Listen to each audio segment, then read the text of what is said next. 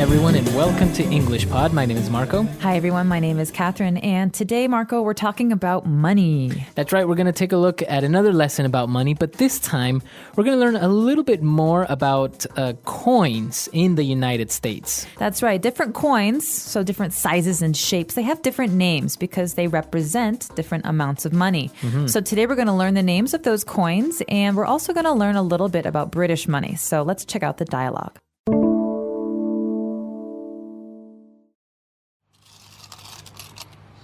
Help me organize these coins. That's a lot of money. What'd you do, break the piggy bank? Yeah, I'm going to go to the bank and change it for bills, but first I have to separate them into little piles. Okay. I'll find all the quarters and dimes while you sort the nickels and pennies. Great, then we can add everything up and take it to the bank. I found some coins that are not from here. Oh yeah, those are from my trip to London. I have like 90 pence, but in all it won't add up to £1. Are you sure the bank will change these coins for you? Hopefully. All right, we're back, so let's take a look at some of this language on Language Takeaway. Language takeaway. So first up, Marco, we have this funny phrase, break the piggy bank. What is a piggy bank? That's right, a piggy bank. Now, you may have seen this. It has the shape of a little pig. It's usually made out of plastic or ceramic. And it has a little hole at the top where you can put in coins and just basically save your money there. All right, so this is a pig-shaped bank, but it's a bank you keep in your room. Mostly children have these, right? Yeah, so if you want to save your change or you want to save some of your coins that you have or teach your children about saving money, then usually they have a little piggy bank where they can store their money. So when you break the piggy bank, usually these were made of ceramic. So to spend the money, you have to decide when it's very, very special or important. So you have to break the entire bank. Right. And that's when you take all the coins you've been saving. Exactly, because they didn't really have a little hole where you could take it out from. So when you wanted to take your money out, you literally had to, break it. Break it. All right. So that's the piggy bank. But what do we store inside a piggy bank? We don't store bills, do we? That's right. No, we store coins. So this is an interesting word, bill, like the name Bill Clinton, for example. Bills are the paper money that we use. All right, but not capitalized like a name because this is a common noun. Bills represent all paper money. So I could ask for change. Could I have the change in bills, please? That's right. And if I'm at a store, they'll give me bills, maybe a $5 bill, a $10 bill. And this also counts for other currencies. So if I'm in China, I might get my renminbi, my yuan, in bills. So it's just a general name for paper money. That's right. So, but what we store in the piggy bank are coins. Now, talking specifically about the types of coins or the different amounts that these represent, let's take a look at those more in detail. All right, so first up, we've got quarters. Now, this should be pretty easy if you know your time, because a quarter is 1/4 of something. Right. So if we're talking about money, it's a quarter of a dollar or 25 cents. That's right. So 25 cents or a quarter of a dollar or 1/4 of a dollar, we just call it a quarter. So, most machines or payphones, you need to insert quarters. That's right. So you can recognize the quarter because it's the biggest coin and it has a big eagle on one side. And on the other side, it has George Washington's head. George Washington, that's right. Now, the next in line or the next coin that we're going to take a look at are dimes. Dimes. Now, these are also recognizable because they're the smallest coins, but that does not mean they're the smallest amount. Right. Dimes are actually the second largest. They're 10 cents. They're 10 cents or 1/10 of a dollar.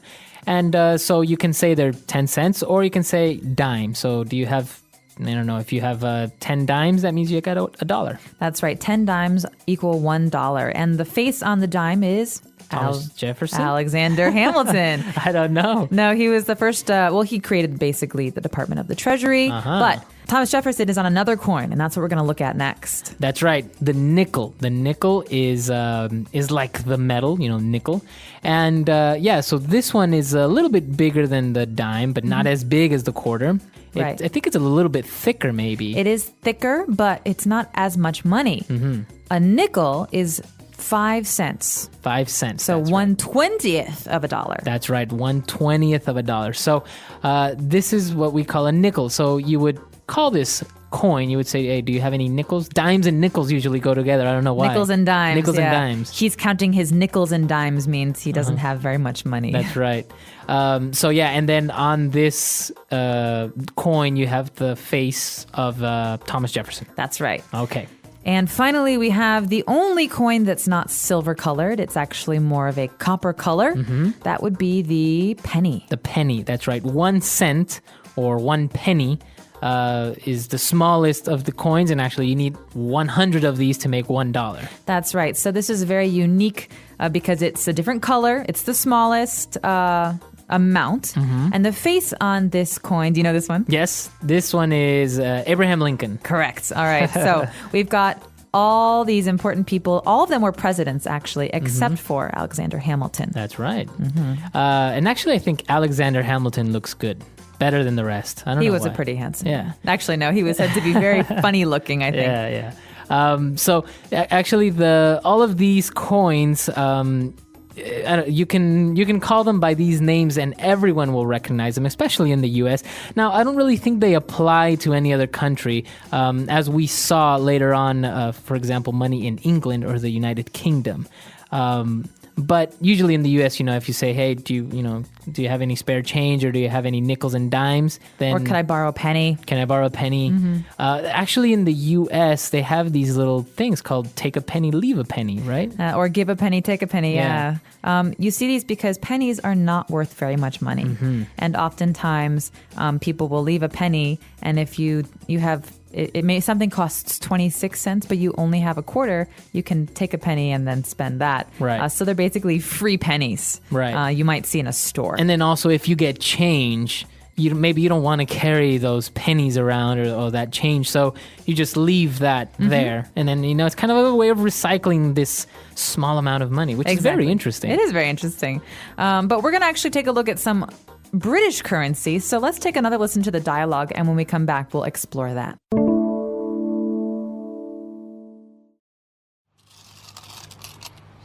Help me organize these coins. That's a lot of money. What'd you do? Break the piggy bank? Yeah, I'm going to go to the bank and change it for bills, but first I have to separate them into little piles. Okay. I'll find all the quarters and dimes while you sort the nickels and pennies. Great, then we can add everything up and take it to the bank. I found some coins that are not from here. Oh yeah, those are from my trip to London. I have like 90 pence, but in all it won't add up to £1. Are you sure the bank will change these coins for you? Hopefully. All right, we're back. So let's take a look at these British words on Language Takeaway Part 2. So here we've got British currency. The pound, right, is the name of the currency. So in America, we have the dollar. In Britain, we have the pound. Is it the sterling pound? Yeah, pound sterling. The pound sterling, okay. Pound sterling. And I think that has to do with weight, I'm sure. But here we've got it divided into small and large quantities. So where we have coins, we might have pence. Sounds like cents. Right, exactly. And I think actually the penny might come from the British term pence. I'm sure it does. They're very similar, and the meaning is basically 1/100th of a pound. Right, exactly. And a pound is basically what you would say in the U.S. a dollar. A pound is the currency of England. But actually, you know how in the United States people would say, $100, Yeah. which would be $100? Over there they say 100 quid. Quid. So yeah, this is actually important slang. In America, I would spend $5 at the movies. In Britain, I would spend 5 quid. And now that's a slang term for £1. That's Yeah. right. And actually I've heard also like 50p, which I think means 50 cents. Yeah, cents. Pence. Yeah, so 50p. So you could say this pack of gum costs 50p. So 50 pence. That's right. Half of a pound. So as you can see, obviously the currencies are different, but also it is interesting to learn the way that you would say it locally. So, next time if you are in Britain or you're talking to an English person, then you'd know if they say, 50 quid, you understand they're talking about 50 pounds. Exactly. So, but they don't use the euro over there. No, they don't. Not in Great Britain. They do use the euro on the continent. So France, Italy, and the euro is the name of that currency. Okay. All right. So a lot of great stuff. And now lastly, although we saw it at the beginning of the dialogue, let's talk about what this person wants to do. He wants to change these coins into bills. That's right. So the verb when you need to exchange money is to change money. So let's say if I go to England and all I have is dollars, I would say I want to change money. Okay. You could also say exchange, but when we're speaking to one another, we normally just say change. So. Right, because even the places are sometimes called like money changers. You know, they Yes. say that or something like that. Exactly. And so if I want to change money, that means I want to maybe change dollars for euros or dollars for pounds. But this also can mean I want to change a dollar for some quarters. Right. Because I need quarters for like a laundry machine or a telephone. Right. And I've heard also the term is to break. So if maybe you have a $10 bill and you need maybe a $5 bill, but you don't have one, you ask the person to break that money. So you say, can you break this bill? Yeah, and that actually makes sense because a bill, normally you break something that's big into smaller pieces. So if you think about it, if I break a glass, it becomes many pieces. Well, if I break a $5 bill, I want maybe $1. I get 5 of those. There's one piece and then it breaks into many pieces. So to break means to ask for smaller change. That's right. So maybe next time you guys need change, you can go up to someone and say, excuse me, can you change this $5 bill for me? Or can you break this $5 bill for me? That's right. All right. So a lot of interesting language, very useful stuff. Let's listen to the dialogue one last time.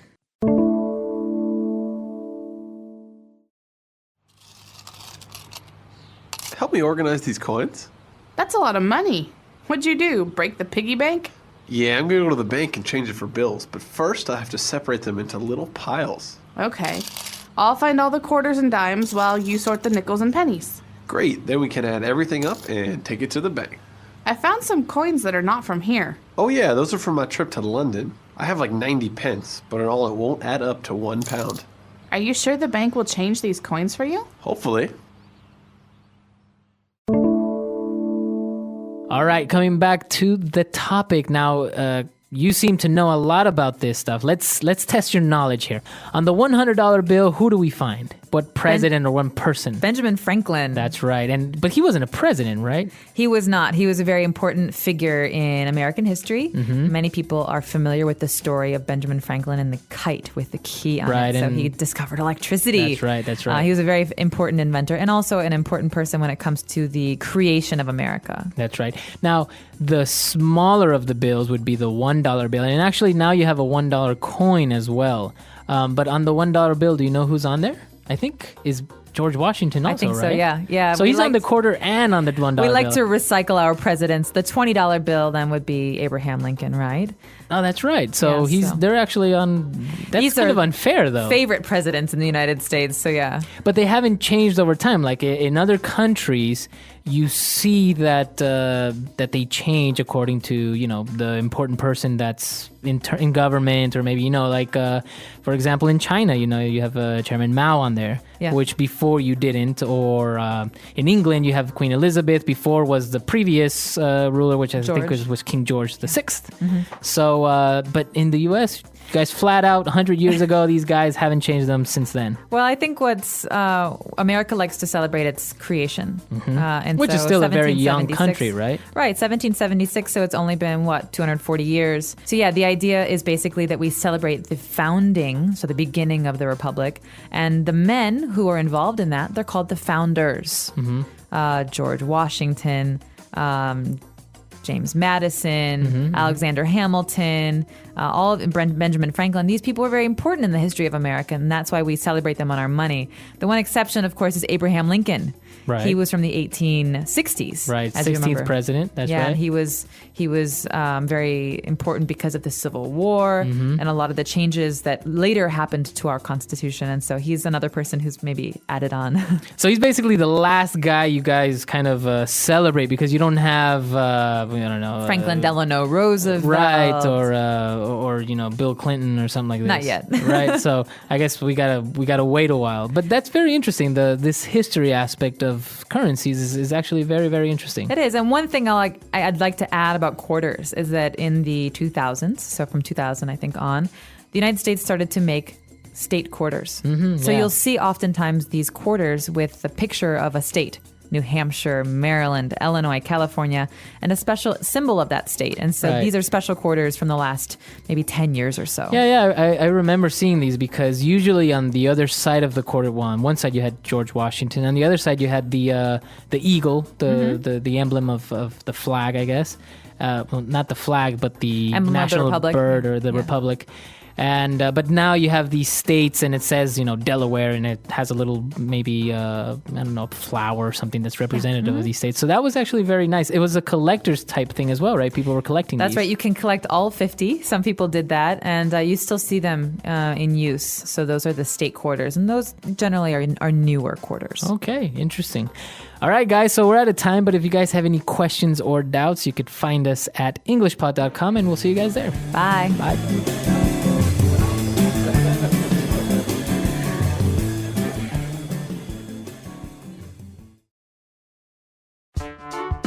The English Pod Audio Review. Listen to the meaning, then say the vocabulary word. A small round piece of money usually made from metal. Coin. A small container used to store coins. Piggy bank.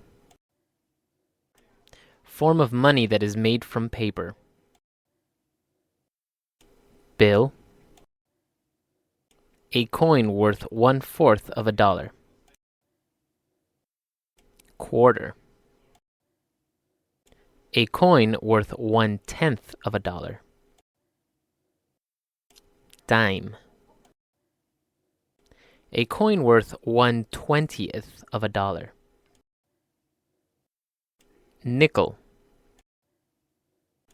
A coin that is worth 1 cent or 1/100th of a dollar. Penny. Let's try that faster. A small round piece of money usually made from metal. Coin. Form of money that is made from paper. Bill. A coin worth 1/4 of a dollar. Quarter. A coin worth 1/10 of a dollar. Dime. A coin that is worth 1 cent or 1/100th of a dollar. Penny. A coin worth 1/20th of a dollar. Nickel.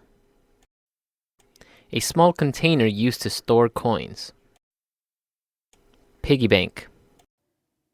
Now say the word and hear it in a sentence. Coin.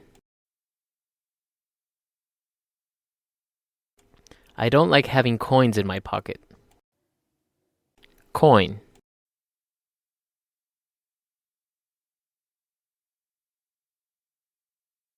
Some rare or old coins are worth more than their face value now. Coin. I used to collect stamps and coins when I was younger. Piggy bank. I used to save a lot of money in my piggy bank. Piggy bank.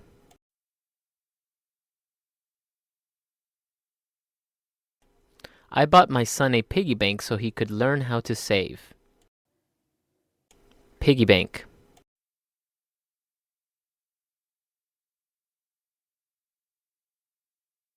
I don't want to break my piggy bank unless I have a very good reason to spend that money. Penny.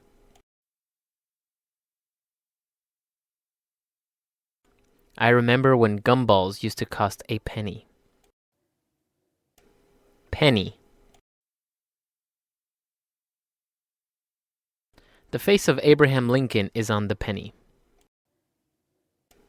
Penny.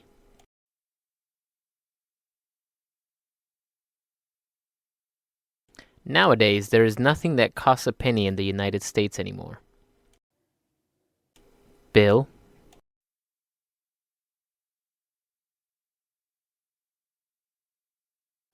The $100 bill is the highest denomination in the American currency.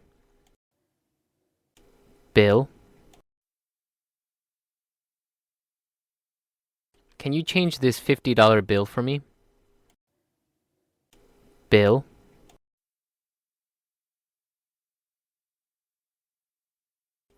This machine only accepts $1 and $5 bills. Nickel.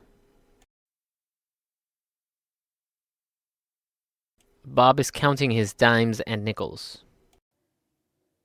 Nickel.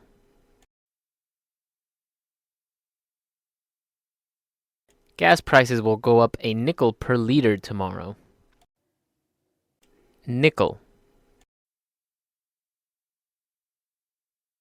Do you have a nickel I could borrow?